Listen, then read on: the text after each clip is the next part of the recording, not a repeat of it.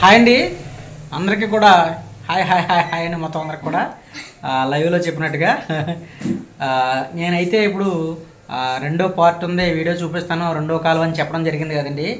మొదటి కాలువ దగ్గర చెప్పి వర్షం వచ్చేసింది, నేను వర్షంలో వెళ్ళలేకపోతున్నాను, అక్కడితో ఆగిపోయి మీకు నేను తర్వాత రెండో వీడియోలో అయితే చూపిస్తాను. రెండో కాలువ అయితే చెప్పడం జరిగింది కదండి. ఇప్పుడు ఆ రెండో కాలువ దగ్గరికి వెళ్ళింది మొత్తం తిరిగి వచ్చేటప్పుడు, అలాగే నేను షాప్ దగ్గరికి వచ్చేంత వరకు కూడా ఆ వీడియో రూపంలో పెట్టడం జరిగింది.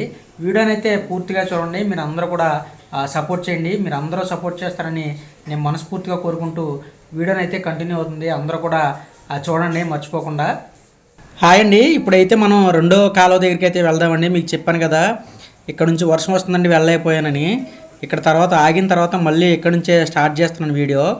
ప్రస్తుతానికైతే నేను కాలువ దగ్గరలోకి అయితే వెళ్తున్నానండి. కాలువకి ఇక్కడికే ఇంచుమించు ఒక 200 మీటర్ల దగ్గరలో అయితే ట్రాక్టర్ కూడా పెట్టారండి. కాలువ దగ్గరికి ఎవరో వెళ్ళకూడదని ఈ విధంగా ట్రాక్టర్ కూడా పెట్టి అందరికీ కూడా చెప్తున్నారు. కొంతమంది అక్కడ కూర్చుని వాటి వెళ్ళకండి కాలువ వస్తుందని కూడా చెప్పడం జరిగింది. నేను వాళ్ళు చెప్తుండగానే ఇక్కడికే వెళ్ళొచ్చేస్తానని చెప్పైతే ముందుకే వచ్చానండి. నేను వెళ్ళే దారిలో అక్కడైతే పోలీసులు కూడా బళ్ళు పెట్టి ఉన్నారండి, అది కూడా మీకు చూపిస్తాను. ప్రస్తుతానికి నేనైతే కాలువ దగ్గరికి అయితే రావడం జరిగింది. చూడండి అక్కడ బండి కూడా అడ్డం పెట్టారు, బండి దగ్గర అయితే ఎవరు లేరు. కాకపోతే ఈ బండి గల ఆయన అయితే పోలీసుల దగ్గర అయితే ఉండడం జరిగింది. నేను చూపించాను మీకు, నేను బళ్ళు అడ్డు పెట్టి కూడా వెళ్ళేటప్పుడు అయితే చూపిస్తానండి. ప్రస్తుతానికి నేను కాలువ దగ్గరికి అయితే రావడం జరిగింది. చూడండి ఇదంతా కూడా కాలువ. ఇక్కడ నుంచి మనం వెళ్ళాలంటే జంగారెడ్డిగూడెం ఈ కాలువనే దాటి వెళ్ళాలండి. నేను ఇక్కడికి రావడానికి నా బండి వేసుకుని అయితే రావడం జరిగింది. ఇప్పుడు మొత్తం అంతా చూడండి ఒకసారి కాలువ అంతా కూడా. ఈ కాలువ దాటిన తర్వాతే మనం జంగారెడ్డిగూడెం మండలంలోకి అయితే ఎంటర్ అవ్వగలమండి. అటు నుంచి అలాగా జంగారెడ్డిగూడెం, లక్కవరం, పంగిడిగూడెం, అలా మనం ఏలూరు కూడా వెళ్ళొచ్చండి షార్ట్కట్లో. అవన్నీ కూడా ఈ కాలువ దాటే వెళ్ళాలి. కాలువ చూసారా ఎంత ఉధృతంగా వస్తుందో చూడండి ఒకసారి. మొత్తం అంతా సప్టాల మించి అయితే వెళ్ళిపోతుందండి. మామూలుగా సప్టాలు అయితే ఒక 3.5 అడుగులు అయితే ఉన్నాయి. ఆ సప్టాలు చూడండి పైన ఒక 6 అంగుళాలు మాత్రమే కనపడుతున్నాయి. ఇక్కడ 10 టైర్ లారీ కూడా మధ్యలోకి వెళ్ళిన తర్వాత వెళ్ళలేక ఫోర్స్కి వెనక్కి వచ్చేసి వెళ్ళడం జరిగిందండి. అది కూడా తెలిసే మీకు నేను చెప్తున్నాను. మామూలుగా చూడండి ఒకసారి మొత్తం అంతా కూడా ఎలా ఉందో, చాలా ఉధృతిగా వస్తుందండి. సాయంత్రం ఇంకా పెరిగే అవకాశం ఉంది. నేను అక్కడ కాలువ దగ్గర ఫస్ట్ వంతెన దగ్గర ఉన్నప్పుడే చాలా గట్టిగా అయితే వర్షం వచ్చిందండి. మళ్ళీ ఇప్పుడు కాలువలో చూడండి వర్షం పడుతుందని ఈ వర్షంలోనే మీకు కెమెరా కనపడేలాగా అయితే తీస్తున్నాను. ఇక్కడ నుంచి నేనైతే ఇప్పుడు వెనక్కి అయితే వెళ్ళిపోతానండి. కొన్ని చేలు కూడా మధ్యలో పడిపోయి ఉన్నాయి. అంతకుముందు 2-3 రోజులు అయితే వర్షం పడింది కదండి, ఆ వర్షానికే కొన్ని చేలు కూడా పడిపోయి నేను అవి చూపిస్తూ మీకు ఇంటికైతే వెళ్ళిపోతానండి. అలాగే కాలువ కూడా చూపిస్తాను. నేను ఒక కాలువ పక్క చూపించాను కదా, మీకు ఇంకో పక్క కూడా చూపించి నేను వీడియో అయితే ఎండ్ చేస్తానండి. ప్రస్తుతానికి నేను ఇంటికైతే వెళ్ళిపోతాను, ఎందుకంటే వర్షం కూడా పెరుగుతుంది జాయిగా. ప్రస్తుతానికి నా ఫోన్ మీద అయితే చినుకులు కూడా పడుతున్నాయండి, కిందకి కారుతున్నాయి. దేవుడి దయ వల్ల కెమెరా మీద పడలేదండి చుక్కలో. చూడండి ఒకసారి మీకు అర్థమైపోద్ది. మొత్తం అంతా వర్షం పడుతుందండి. ఇప్పుడు నేను ఇంటికైతే జాయిగా వెళ్ళిపోవాలి, ఎందుకంటే వర్షం పెరిగిందంటే నేను ఇక్కడ ఎక్కడ ఉండటానికి కూడా లేదు, ఊళ్ళోకి వెళ్ళిపోవాలి. ఇక్కడ ఉండడానికి కూడా ఏమి ఉండదు. అందుకోసమే నేను బండి స్టార్ట్ చేసుకుని జాయిగా ఇంటికైతే వెళ్ళిపోతున్నానండి.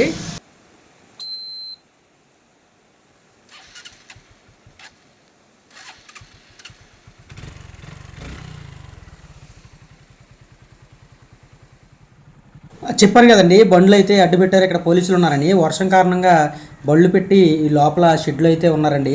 నేను చెప్పిన బళ్ళు అయితే ఇవేనండి.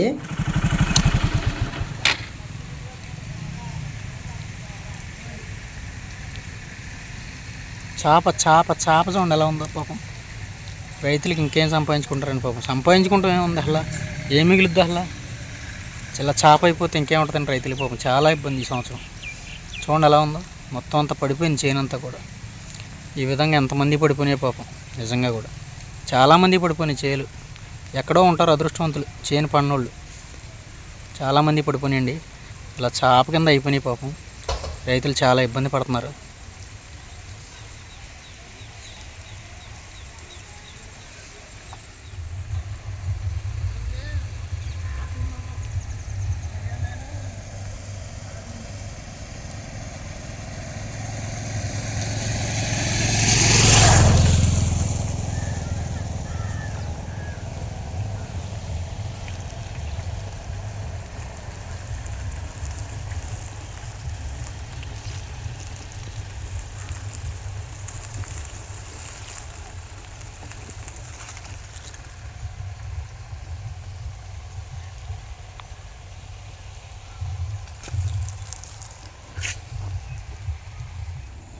మీకు ఊరు వినపడుతుందండి, ఇక్కడ నుంచి వచ్చే ఊరు వినపడుతుందా?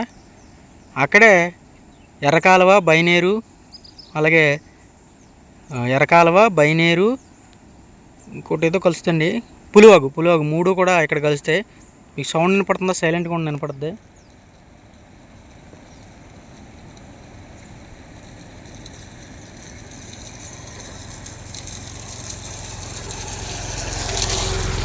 ఇక్కడ నుంచి మనకు దూరానికి చిన్నగా కనపడుతుంది, కానీ దగ్గరికి వెళ్తే అది ఇంచుమించు 3 అడుగుల పైన 4 అడుగుల్లాగా ఎత్తు అయితే లెగుస్తుందండి.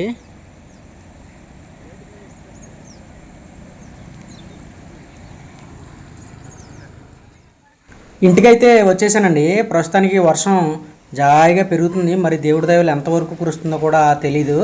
నేను జాయిగా కాలువ చూపించిన తర్వాత బండి ఇక్కడ పెట్టి మీకు వాంచినుకులు కనపడాలని అయితే అక్కడ చూపించడం జరిగింది. నా బండి అయితే పక్కకు పెట్టేశానండి నీడకే వర్షం పడకుండా. ఇప్పుడు నేనైతే చికెన్ అయితే తెచ్చాను కదండి, జాయిగా ఆ చికెన్ అయితే కలపాలి. ఆయిల్ పోసాను, ఆయిల్ హీట్ అయ్యే లోపల కూడా నేను ఆల్రెడీ చికెన్ కూడా కలిపేశాను. ఒక 10 నిమిషాలు చికెన్ అంతా కూడా మ్యారినేట్ అవుద్ది. ఈ లోపల ఆయిల్ వేడెక్కిన తర్వాత ఇప్పుడు ఫ్రై అయితే వేయాలండి. ప్రస్తుతానికి జాయిగా చినుకులు అయితే పడుతున్నాయి. ఇప్పుడు మొత్తం అంతా కూడా ఈ చినుకులు పడిన తర్వాత డ్రైనేజీలు కూడా ఎక్కడ బంద్ అవ్వకుండా ఉండడం కోసం అయితే మా గ్రామంలో కొంతమంది డ్రైనేజీలు ఎక్కడన్నా తుక్కట్టు పడినా అవన్నీ కూడా తీసి పక్కకు పెట్టడం అయితే జరిగిందండి.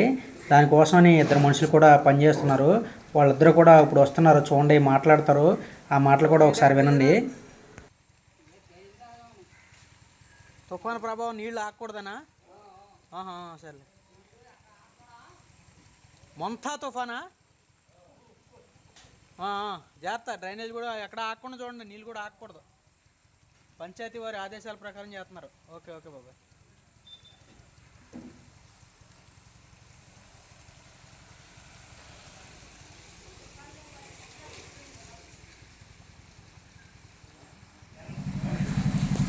ఏంటి కొట్లు కట్టేయమంటున్నారేంటి? గాలిదుమ్మ ఎక్కువైపోతుంది, కొట్లు కట్టేయమని.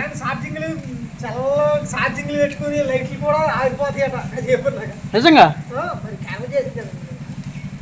మీ ఇద్దరు ఎక్కడికి వెళ్ళారు? తుఫాన్కా? ట్యాంక్ లోపల కాదు, వాళ్ళిద్దరూ డ్రైనేజీలు క్లీన్ చేశారటగా, నీళ్ళు ఆగకుండా వెళ్తాకే. మీ ఇద్దరు ఈ తుఫాన్కేనే మంచినీళ్ళు కూడా ఆగకూడదు జనాలు కానీ. ఓకే బాబు, వెళ్ళండి. ఇప్పుడైతే నేను జాయిగా ఫ్రై అయితే వేసుకుంటున్నానండి. మన షాప్లోకి ఫ్రైడ్ రైస్లోకి అయితే చికెన్ కావాలి కదా, ఫ్రై కూడా వేస్తున్నాను. ఏమంటే నేను నిజం చెప్తున్నాను, మీరు నమ్మండి, మొంతా తుఫాను ప్రభావం అయితే మా ఊరిపై ఎటువంటి ప్రభావం చూపలేదండి. ఇది నిజం. సోషల్ మీడియాలో ఇందులోనూ 100 కిలోమీటర్ల గాలి, 120 కిలోమీటర్ల గాలి అన్నారు. మాకు అటువంటిది ఏమీ లేదు ప్రస్తుతానికి. ఈరోజు కూడా 27వ తారీఖు 10వ నెల 2025 సంవత్సరం అండి. ఇది సాయంత్రం పూట తీసిన వీడియో. ప్రస్తుతానికైతే ఎటువంటి వర్షాలు పెద్దగా రావటం, పెద్ద గాలులు వీయటం అటువంటిది ఏమీ లేదండి. ప్రశాంతమైన వాతావరణం ఉంది. మీరు ఎవ్వరూ కూడా ఆ మొంతా తుఫాను గురించి ఎక్కువగా ఆలోచించొద్దు. చక్కగా ఈ వేడికి ఏ కోడిపోకోడియో లేకపోతే ఏదన్నా స్నాక్ ఐటమో చేసుకోండి. చక్కగా ఈ చల్లని గాలిలో ఎంజాయ్ చేస్తూ మీ కుటుంబం అంతా కూడా చక్కగా కూర్చుని ఎటువంటి ఫ్రై అని వేసుకోండి.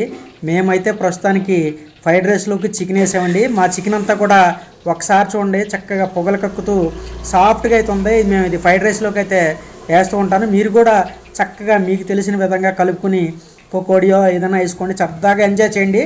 ఇప్పుడైతే మా పిల్లలు పుట్టినరోజు ఫంక్షన్కి అయితే వెళ్తున్నారండి. ఈ రోజుకి ఇదే వీడియో. అందరికీ కూడా బాయ్ అండి.